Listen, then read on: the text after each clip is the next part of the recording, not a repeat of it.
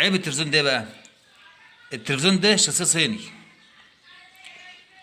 الترانزستور الباور، ترانزستور اللاين، الباور بتاع اللاين،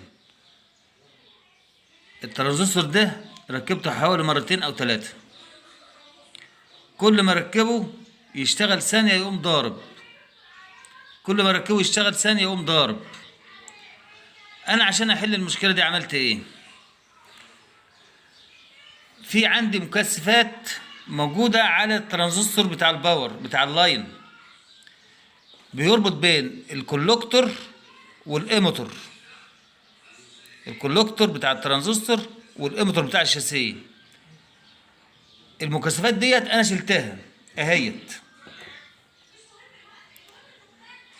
على فكرة في بعض الأجهزة بيكون في مكثف واحد بس زي ده كده، وأحيانا بيكون في ثلاثة، يعني بيبقى المكثف ده اهوت ومحطوط عليهم اتنين زي دولت، الثلاثة دول موجودين على التوازي مع بعض.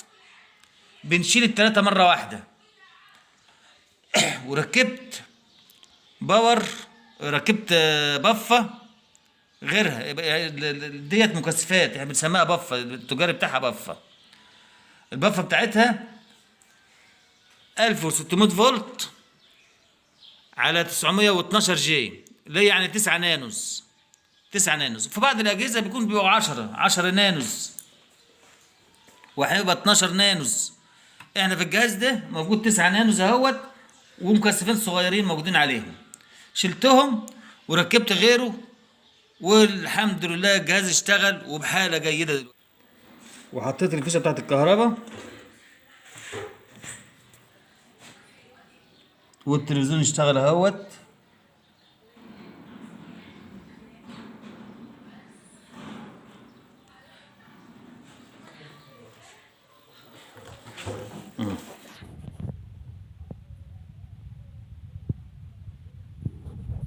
التلفزيون شغال حلو اهوت، وشغال 10 على 10 بعد ما غيرت المكثفات دي.